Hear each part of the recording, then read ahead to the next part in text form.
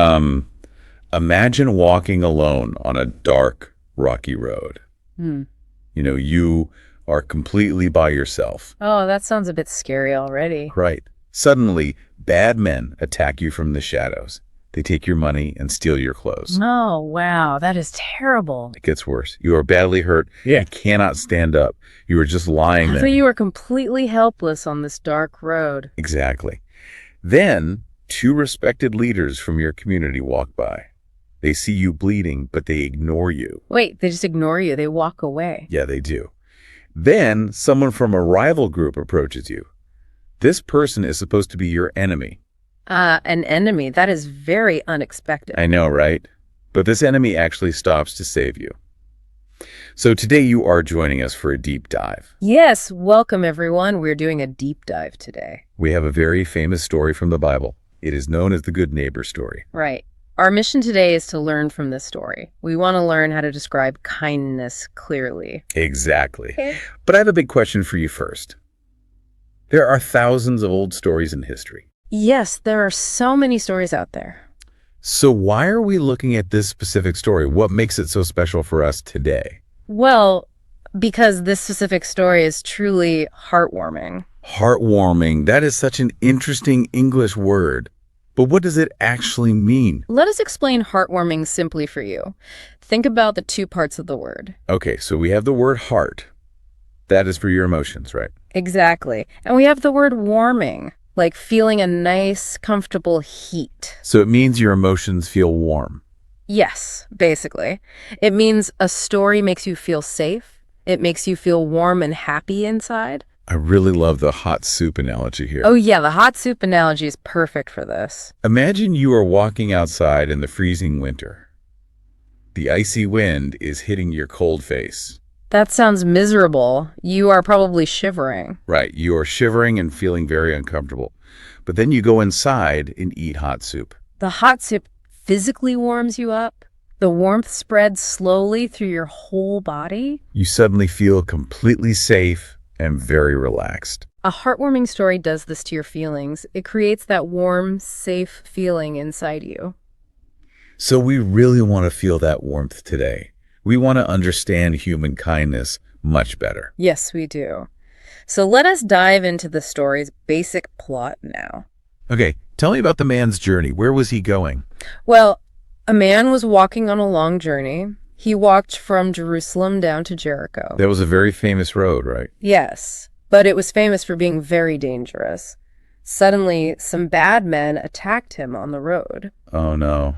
What did these bad men do to him? They stole his clothes and took his things. They also hurt him very badly. That must have been incredibly terrifying for him. It was. Then they just ran away.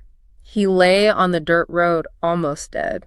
So they left him with absolutely nothing at all. He was bleeding and totally alone. Exactly. He could not help himself at all. I have a very logical question about this part. Did anyone else travel on this road? Actually, yes, people did use that road. So did anyone see him lying in the dirt? Yes, two different people passed by him. First, a priest walked by. Wait, a priest? But a priest is a respected moral leader. Right. You would think a priest would stop. Surely a good moral leader would stop to help. Well, he saw the man lying on the ground, but he crossed over to the other side. You mean he just crossed the road and walked away? Yes, he walked away as fast as he could. Wow, that is incredibly surprising. And it is very sad, too. It really is. Then, a second person came along. Who was the second person on the road? Another important man looked at him, but he also walked away without helping. I am honestly feeling very confused right now. Why did two important leaders completely ignore him? Well, we introduce a very common English idiom here. We say they turned a blind eye. Turned a blind eye. Let us explain that idiom for the listener. Okay, so the word blind means you cannot see. But these two leaders were not actually blind. They clearly saw the injured man bleeding there. Exactly. Their eyes worked perfectly fine, but they turned a blind eye to the situation. So it means they just pretended not to see.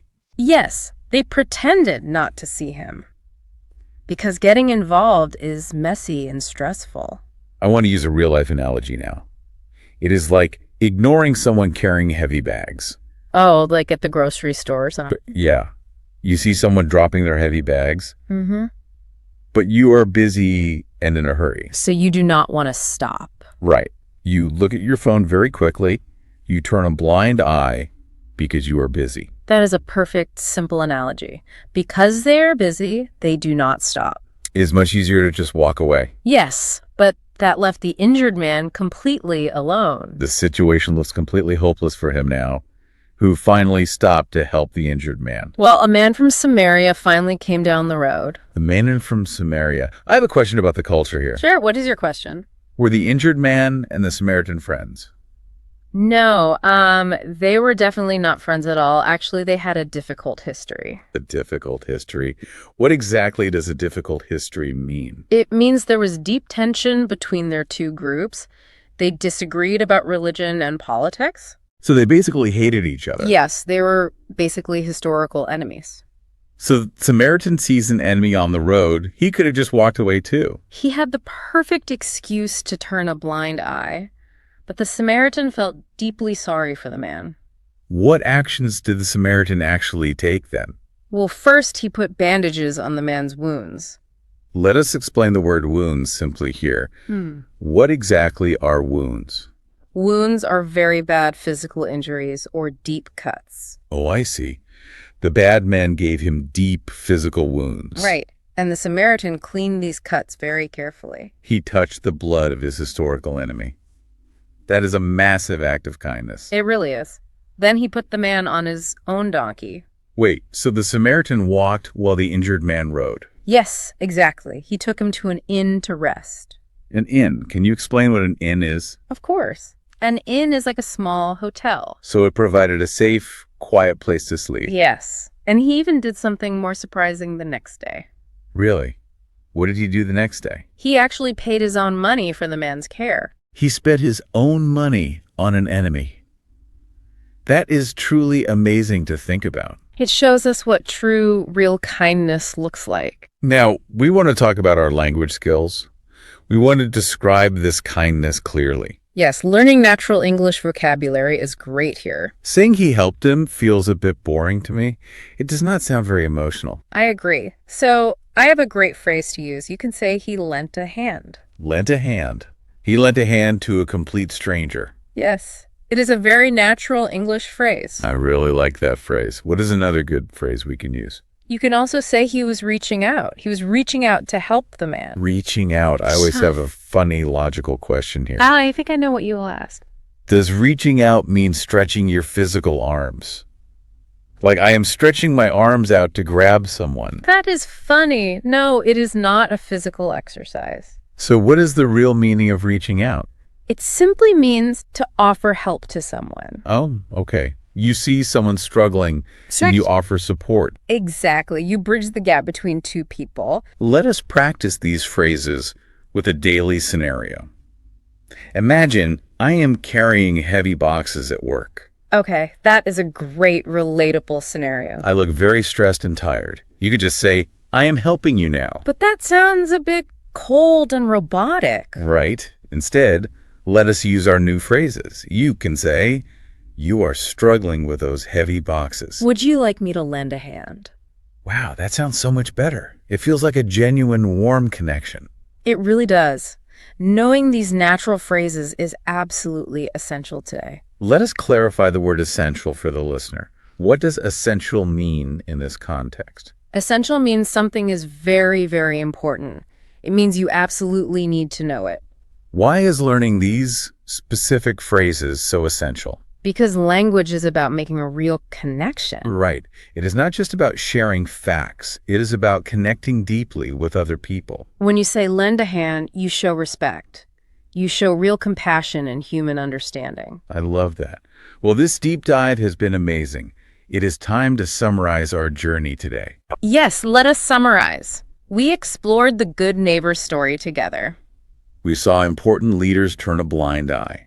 They ignored suffering to protect their own comfort.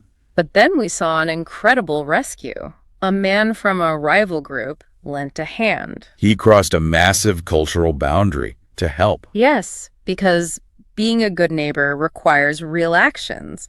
It is not just about living next door. I agree. Living close to someone means nothing alone. It is about how you treat other people. Exactly. The Samaritan showed us what true kindness means. I completely agree with that beautiful summary. We want to thank you for joining us today. Yes, thank you for listening. Remember to practice these new phrases. Try to use lend a hand at work today, or notice when people turn a blind eye. That is great advice for learning English naturally. Before we go, we have one final thought. Mhm. We want to leave you with something provocative. Yes, something deep for you to think about. Think about someone from a completely different group today. Maybe someone you strongly disagree with usually. If they were really struggling on the road today, If they needed help and were completely alone. would you actually stop to lend a hand? Or would you just turn a blind eye?